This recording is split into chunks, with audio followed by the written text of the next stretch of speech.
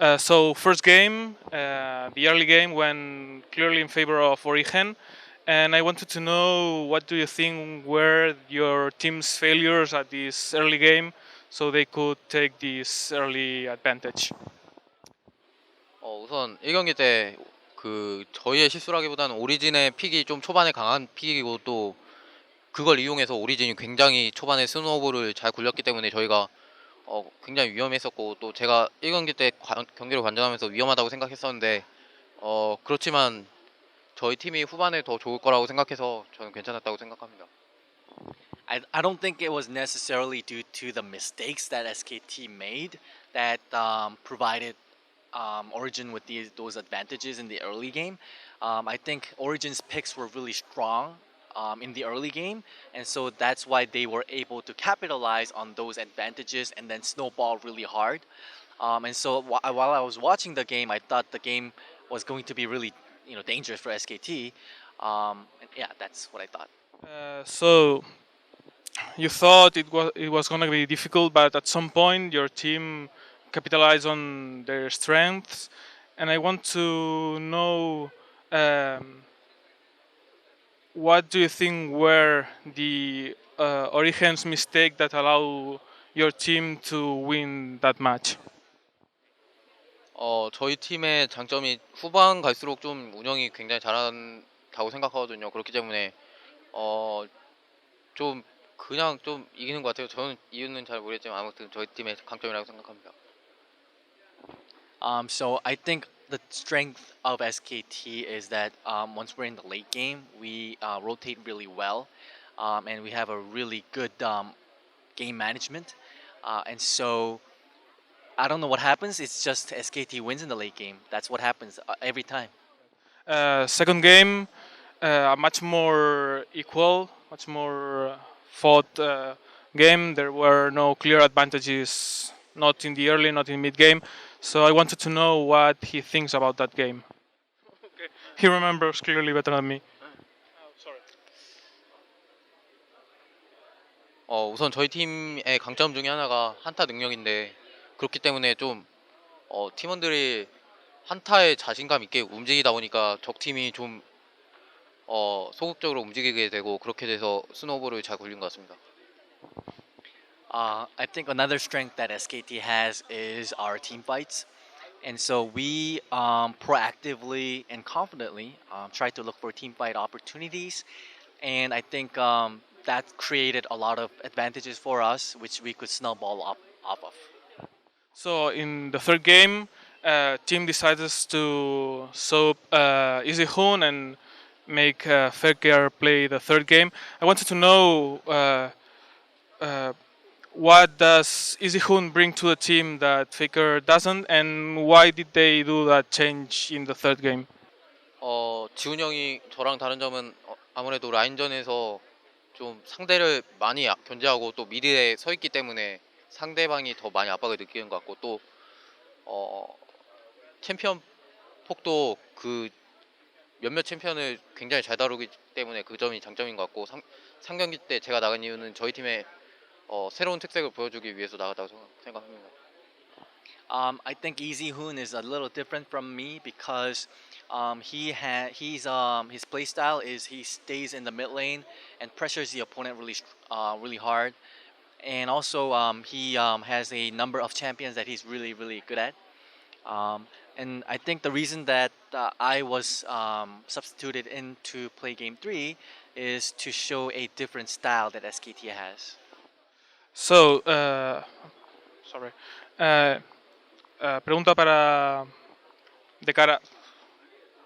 Ok, en esta tercera partida ellos empiezan el pick and ban piqueando su jungla y Origen les enseña una Lulu y una Alistar. Y me gustaría saber en ese punto cómo deciden encarar ellos el juego, qué piensan ahí. So in the third game, SKT I think picks first pick is their jungle. I think it was Rek'Sai, and then Origen shows the Lulu and the Alistar clearly. A top mid and the support, and I want to know how did they face the game at that point. What do they think when they saw those two picks? 세 번째 우선 저희 팀에서 픽밴을 할 때 가장 중요한 점은 선수의 자신감인데 그 뱅기 형이 굉장히 렉사에 자신이 있었고 그랬기 때문에 렉사이를 픽했던 것 같고 또한 상대 조합을 보고 저희가 상대가 좀 뭉쳤을 땐 강한 조합인데 퍼졌을 때 좀 형편없는 조합이라서 좀 그거에 맞춰서 픽을 했던 것 같습니다. The number one thing that we consider when we're picking is how confidently our player feels about a champion. And right now, Bengi feels really confident with his Rek'Sai, so we let him pick that. And I think we also tend to pick champions that are really strong in team fights. So that was also another component that allowed us to pick that champion. So, last rotation in the pick and bans for you guys. Pretty much Origen has a composition with little output of damage, with a Sivir and a Lulu Alistar, not really champions that do lots of damage. And well, in this last rotation, I want to know what was the thought process, because I saw them pick Rumble and Rise, which are pretty comfortable picks for both Marine and Faker. So yeah, I want to know what was the thought process behind that picks. 우선 둘 다 저희가 자신 있는 챔피언이기 때문에 골랐던 게 가장 주된 이유고 또한 라이즈나 럼블이 룰루 상대로 괜찮다고 생각했기 때문에 골랐던 것 같습니다. The main reason is that myself and Marine feels really confident with Rumble and Rise. And I would say that secondary reason would be those two champions are good against Lulu. So, in game, I saw you being really aggressive against Pekes Lulu. So I want to know, how did he feel in that matchup? 우선 미드에서는 별로 그 미드에서 게임이 정해졌다고 생각하지 않고 크게 상관없는 매치업이었고, 또한 저는 공격적으로 하는 것은 죽지 않은 선에서 공격적으로 하는 게 스노볼을 굴리는 거라고 생각하기 때문에 그렇게 했습니다. So mid lane wasn't the most important lane in this game. It wasn't where the game was going to be decided. So I didn't put that much emphasis on it. But I think that trying to be aggressive while not dying is the reason for snowballing. So that's why I tend to play that way. So in that last third game, we saw them pick amazing a lot of times in the jungle, also saw us conceding a lot of deaths. And I want to know if he thinks it's kind of a lack of ability from Origen's part, or if it's just mentality-wise they were crumbling at that point. 오늘 같은 경우에는 저희 팀의 컨디션이 굉장히 좋았고 또 마린 특히 뱅기 선수가 굉장히 좋았기 때문에 게임 내에서 좀 더 활약을 했던 것 같고 그렇기 때문에 상대적으로 그 둘이 좀 약한 모습을 보여주지 않았나 생각합니다. Our team was in excellent condition when we entered the game, and especially Bengi, he was in really good form. So I think that is why those two players in particular were not able to do so well against our well-conditioned team.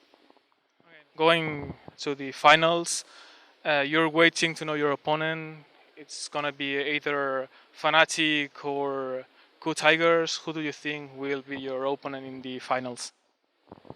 저는 쿠나 푸나틱 중에 어느 팀이 올라올지 쉽게 예측을 못할 것 같고 솔직히 반반이라고 생각하는데, 그렇지만 순전히 느낌으로는 푸나틱이 올라올 가능성이 조금 더 높다고 생각합니다.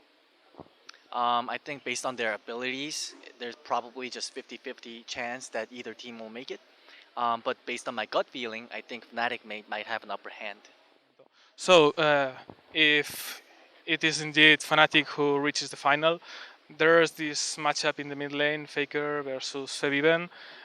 We remember, especially in Europe, those 2 kills in the MSI. So I want to know, how does he believe this matchup will go?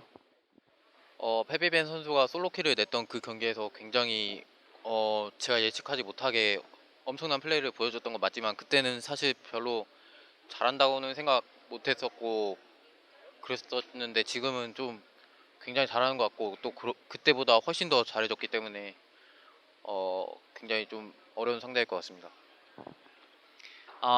So when he got the solo kill on me, he showed really unpredicted, incredible plays, I admit. But back then, I don't think he was that great of a player. But since then, he's improved a lot, and he's a really great player now. So I think he's going to present some challenge for me.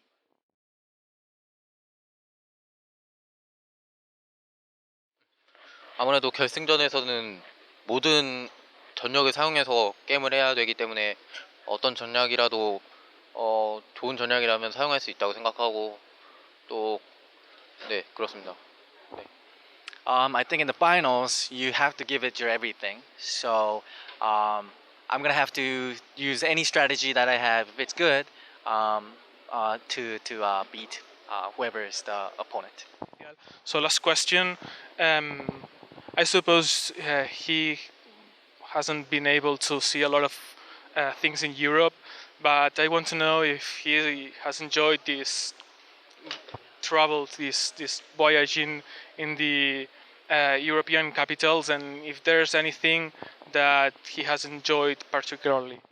저희가 경기를 이기고 나면 여행을 해서 하루씩은 여행을 했기 때문에 크게 불만은 없고 그리고 유럽에 와서 가장 좋은 점은 사람들이 굉장히 매너 있고 또 실제로 게임에서도 매너 있는 플레이를 보여주기 때문에 그 점이 마음에 들고 또 경기장에서도 굉장히 호응이 갈수록 더 팬분들이 잘 해주는 것 같아서 그 점이 마음에 듭니다. Actually, after each victory, I was able to spend at least one day looking around the places in Europe. So I'm not really discontent about that.